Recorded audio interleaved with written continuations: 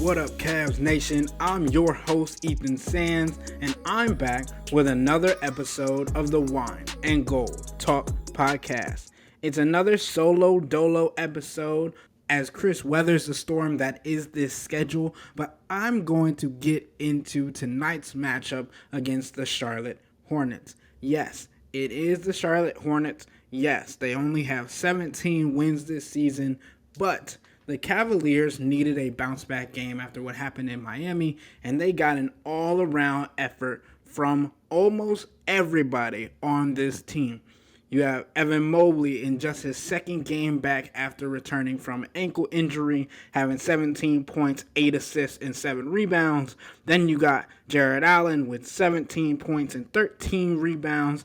He has been a monster on the glass for the Cavs as of late, and recorded his 36th double-double of the season. That is tied for the 14th most double-doubles in the season for a Cavalier. Allen is also the 11th player in Cavs history with 36 or more double-doubles in a season. And those are just the big guys. But I think we have to start there, because they were able to assert their presence on the interior and make things hard for the Charlotte Hornets. And with Jarrett and Evan playing back together, we got to see the big-on-big action that we've been looking forward to this season, because those two guys have increased their assist numbers this entire year. We've gotten to see them pass the ball and being used as offensive hubs rather than just giving them the ball and expecting them to go directly to the basket. J.B. Bickerstaff has asked more of these guys to allow them to not only run the offense, but to create for others when things look difficult in the paint. Because obviously, Jarrett Allen and Evan Mobley require a lot of attention for opposing defenses. And when the defenses swarm them, they have to be able to make the decision to dish out and create opportunities for their teammates, which they've been able to do. I mean, Jarrett Allen had 4 assists tonight, but that doesn't account for the plays that created an assist for a different player because of where he was standing on the floor.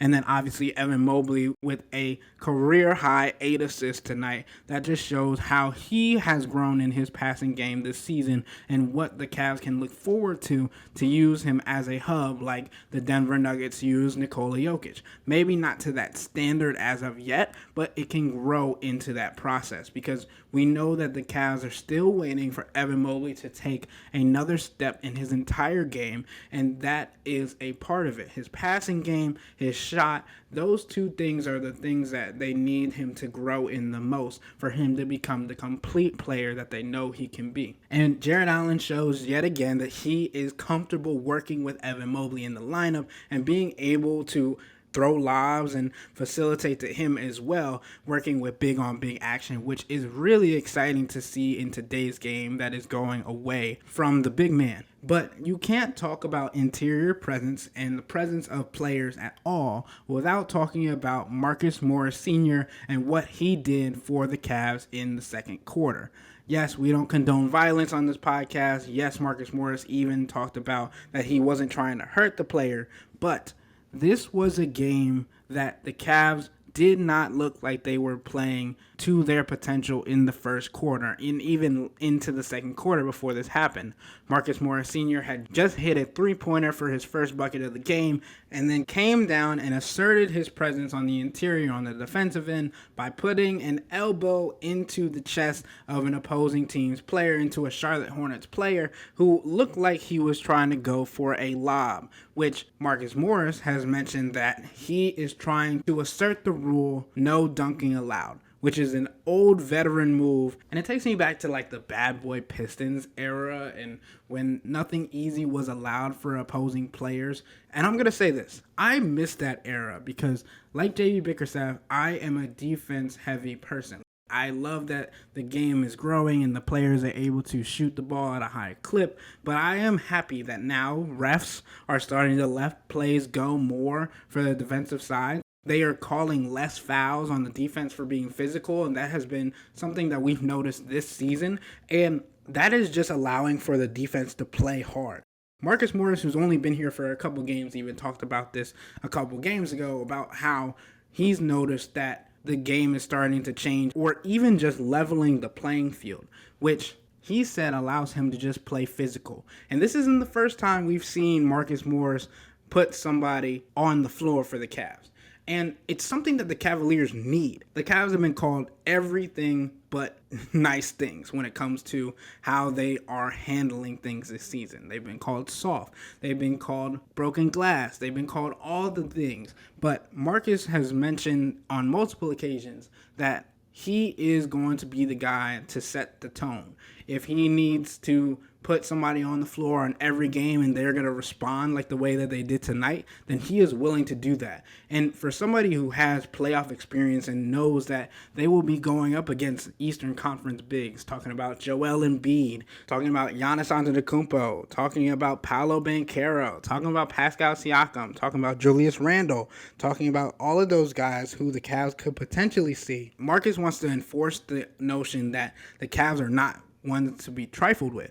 And I think everybody wanted to see that tonight. Everybody has been waiting for somebody to do that. And obviously Tristan Thompson has been one of those guys for the Cavs, but since he was out for 25 games, he hasn't had that opportunity to do so.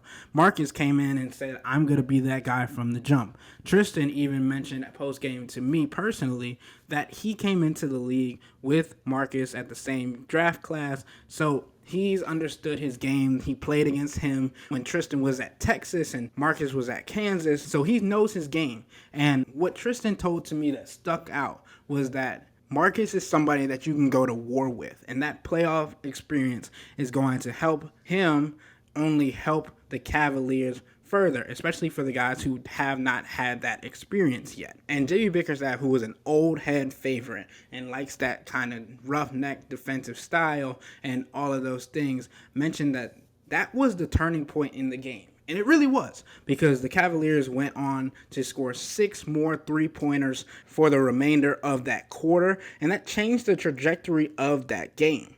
They scored 31 points in the second quarter, and that really just snowballed itself for the rest of the game. They scored 27 in the third quarter and 37 in the fourth quarter. And that's what I want to get into. The Cavs were able to work outside in the first half, it seemed like, specifically in the second quarter. And then in the third quarter, they came out and put the ball in Darius Garland's hands and allowed him to facilitate. He had 4 of his 10 assists in that third quarter alone. And it was just beautiful basketball. He was making no-look dimes. He was doing things that only Darius is capable of doing with the ball in his hands. And the biggest thing that I took away from even before the game started was how JB Bickerstaff looked at this game. And he said that it was not only a mental test game, but that the team wanted to play with joy again. Obviously, it's easier, like I've always said, it's easier to play with joy when you're winning, but they wanted to just play the game with fun and with joy and with happiness.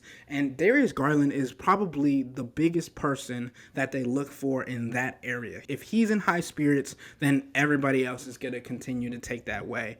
And even the coaching staff understood that they have to come in each day with that kind of mindset, because they are the first people that the players see on a daily basis. So pregame, these guys were out there doing dunks that they've never done. You had Tristan Thompson, Jarrett Allen shooting half-court shots and things of that nature. And Isaac Okoro even said post-game that JB Bickerstaff showed the Cavs team a TikTok that got them motivated and in a good mood before the game. Isaac didn't specify what the TikTok was, but that's just funny to me that they were trying everything they can to not only stay motivated throughout this grueling stretch, but to continue to have fun. And I've always preached that through the entire time that I've been on this podcast, that the happiness and the joy has always been when this team has played to its best. And JB Bickerstaff said just that after the game as well. I want to get into that more after the break. But before then, become a Cavs insider and interact with me and Chris by subscribing to Subtext. Sign up for a 14-day free trial or visit cleveland.com/Cavs and click on the blue bar at the top of the page. If you don't like it, that's fine. All you have to do is text the word STOP. It's easy. But we can tell you that the people who sign up stick around, because this is the best way to get insider coverage on the Cavs from Chris and me. We'll be right back. Even with the scoring that the Cavs did tonight and how they were able to jump off the scoreboard in the last 3 quarters, we have to always look back to what their defense was able to do. This is the 13th team this season that the Cavs have been able to hold under 100 points, and it's their identity. It's something that they have to rely on even if they are scoring the ball well, because in the playoffs, there are going to be times where they struggle. There are going to be teams that cause them trouble on the offensive end. But if they are able to contain the opposing team on the offensive end, then that makes those games that much closer and that much more winnable. So I know people are going to look at the box score and people are going to say Brandon Miller had 24 points and Miles Bridges had 13 points. But you have to look at how they scored. They had to get their shots up to try and force the Hornets back into this game. And this is a point that I forgot to mention about Darius Garland, is when Sam Merrill hit the second three that he made in the fourth quarter and the Charlotte Hornets had to call a timeout, Darius walked with Brandon Miller, who he's known since high school and practiced with since high school, almost all the way back to the Charlotte bench while talking to him. And he said it was only friendly fire because they've known each other for so long, both going to high school in Nashville, Tennessee. And obviously Darius is 3 years older than Brandon, so he's just really proud of what Brandon has been able to do this season, even saying that he should be in the running for Rookie of the Year. I think he's crazy for saying that. Chet Holmgren and Victor Wembanyama are definitely 1 and 2. And I said those backwards. Victor Wembanyama more than likely will win Rookie of the Year this season if I were to decide who it was.